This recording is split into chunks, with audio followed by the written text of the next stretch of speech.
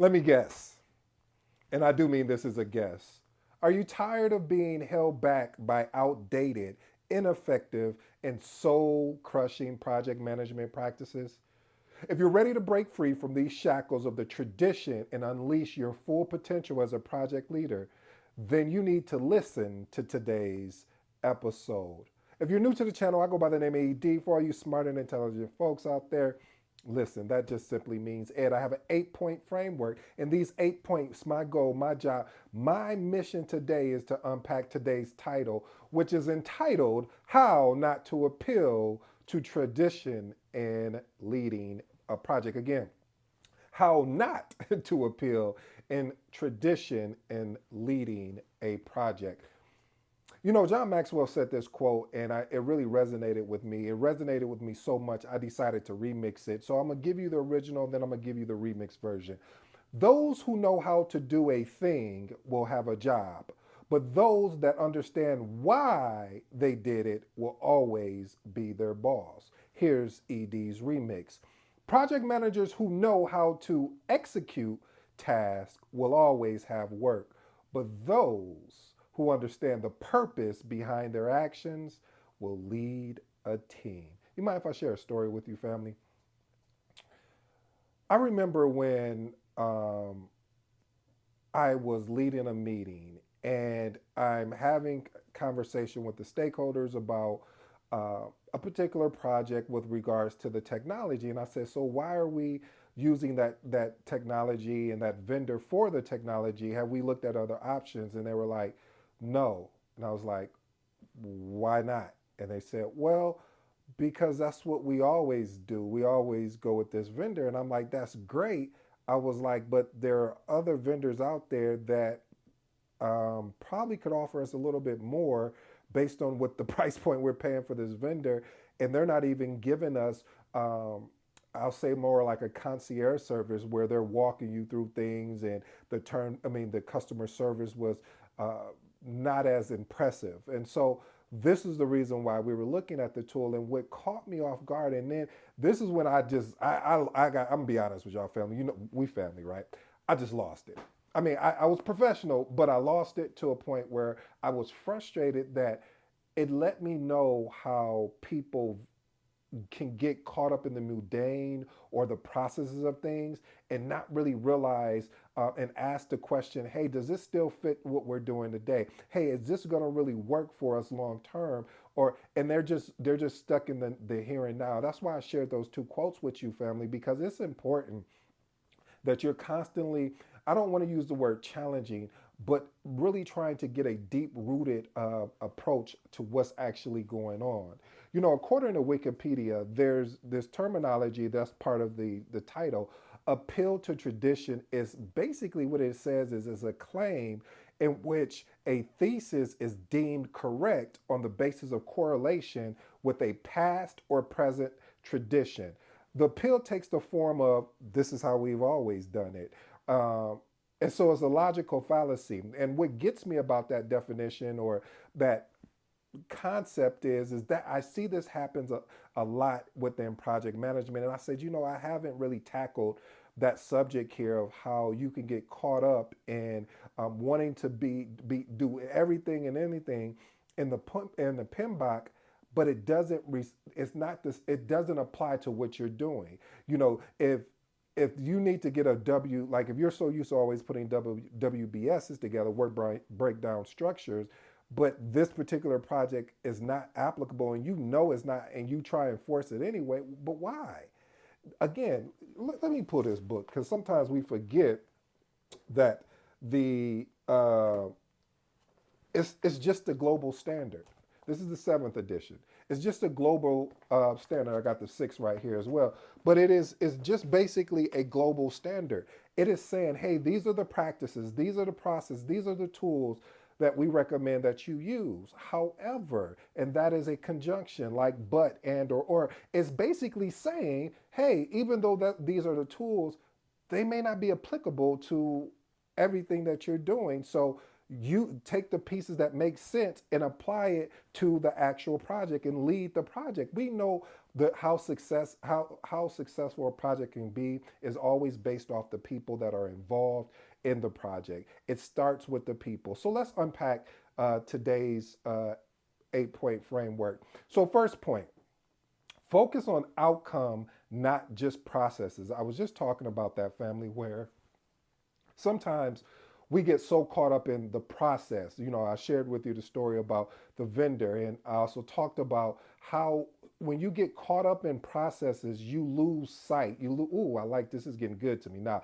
You lose your vision on what can be because you're so caught up in your sight. What does that mean, ED? Vision is saying I am projecting where I know I think we can go, but I'm going to use the sight to say I know we can go there, but it's going to take the work, the required work. And so with focusing on outcomes, not just processes, is meaning prioritize achieving the desired project outcome rather than strictly adhering to just traditional processes and or methods.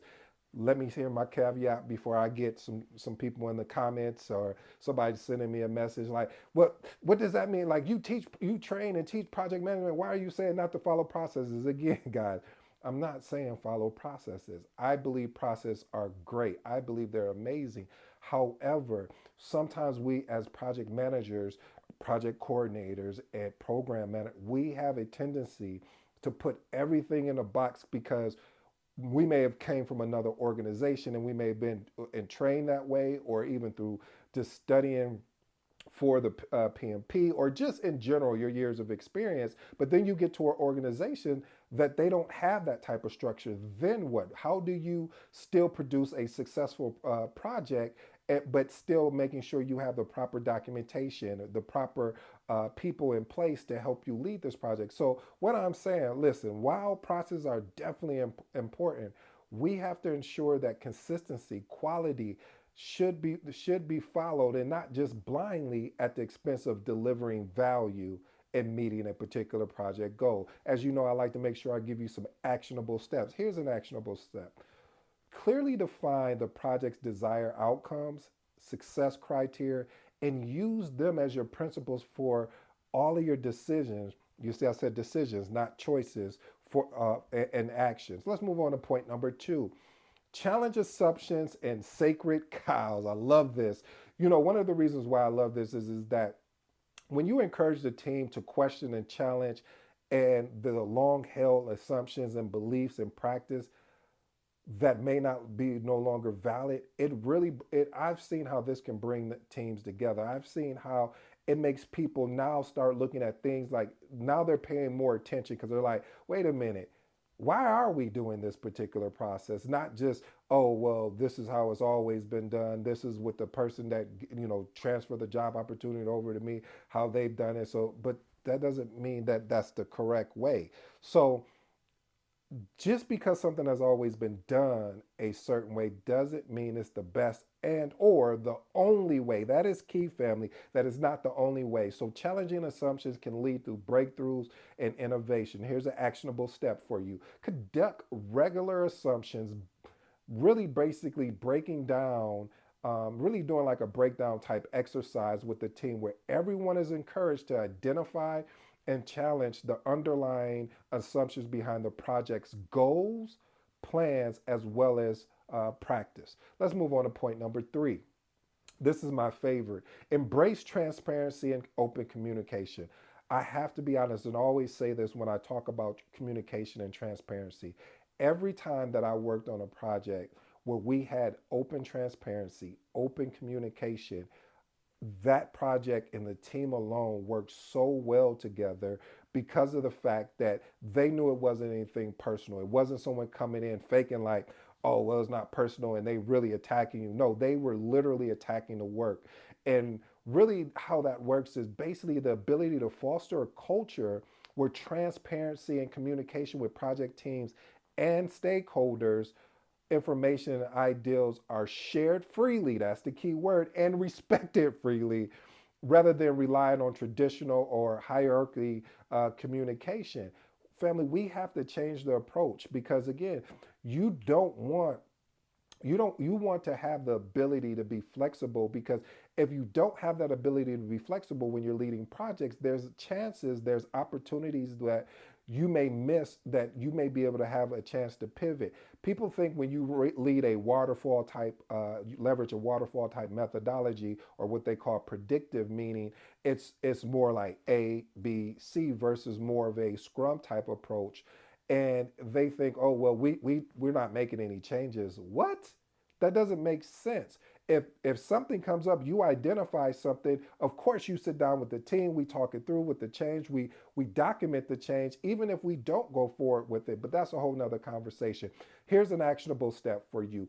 Establish clear communication protocols and channels, such as regular status updates, town hall meetings.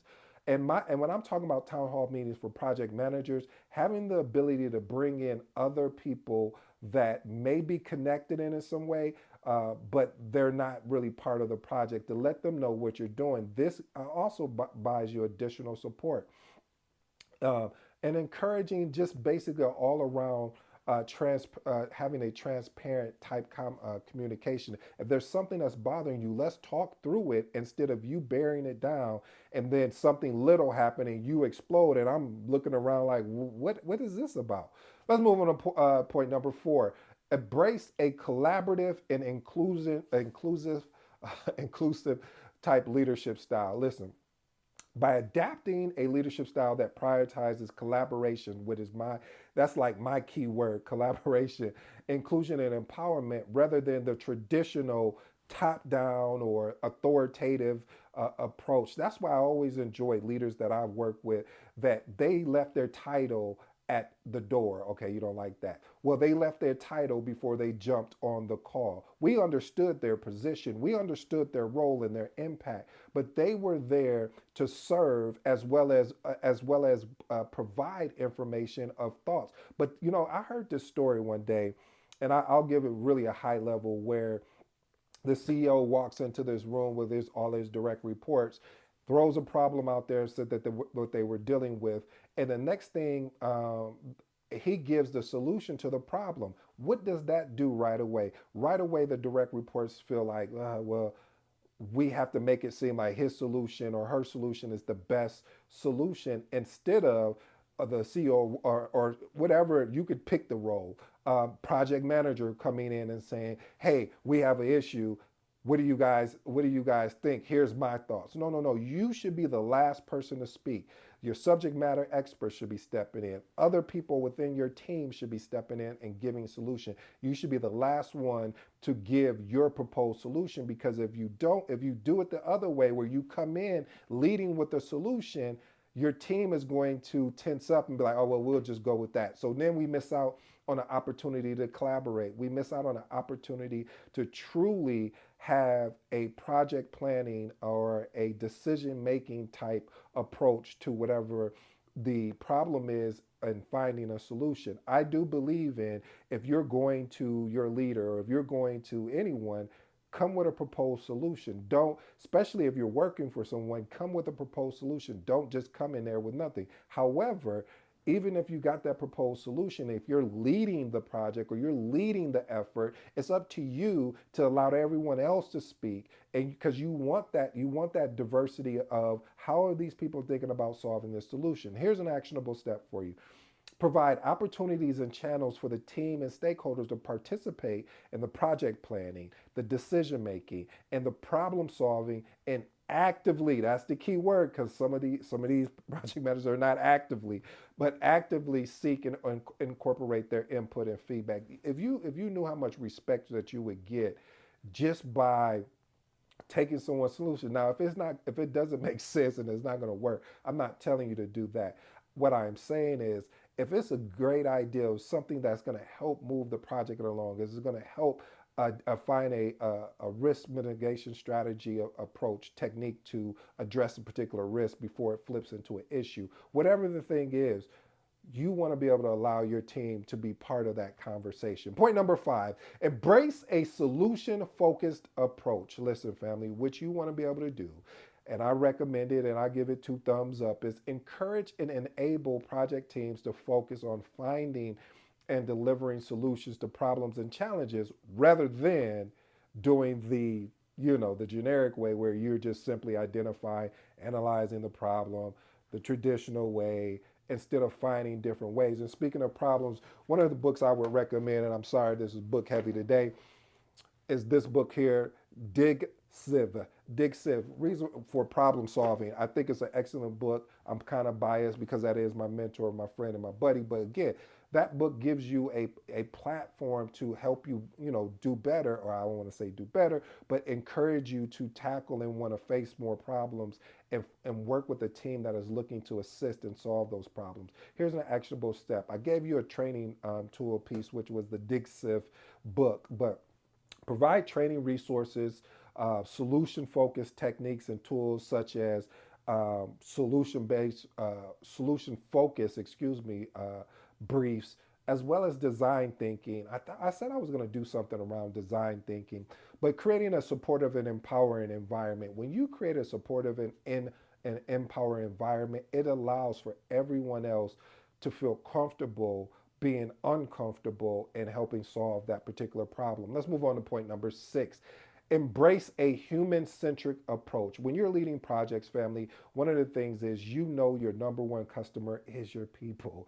You won't be able to do this without your people. Now, there are some projects that you may not need people on, for all my intelligent folks out there, but seriously, you want to be able to put the needs, preferences, and experiences of the project users, customers, and beneficiaries all at the center of the decision, as well as the activities, rather than relying on a system centered approach. Here's an actionable step: conduct regular user research, testing, validation throughout the entire project lifecycle. One of my recommendations that you use is interviewing. Let me see, observation, usability testing. These are all key things to help you as you're navigating this project, as you're leading it. Let's move on to point number 7. Embrace a cross functional approach. Now, I know sometimes that could be like, well, that's common sense. You might need different departments. You would be shocked how many times I've seen uh, people they want to be project managers, and because they want to be project managers, they'll fire up a project in their department and they won't involve anyone, and they go do all this work and say, hey, this was going to be coming out, and the rest of the team cross-functional is like, wait a minute, I don't think that's going to work because this, and this. And then they're frustrated because they're like, well, why you didn't say anything to me? Well, you didn't let me know about the project. So I say all that and I digress by saying you want to be able to encourage and facilitate collaboration and integration across different functions, departments, and disciplines rather than again relying on that traditional I'm gonna take my ball and go home, or I'm gonna work in a silo area and then I'll come out come out for air to let you know what I worked on. So one of the actionable steps there that I recommend is establishing a cross-functional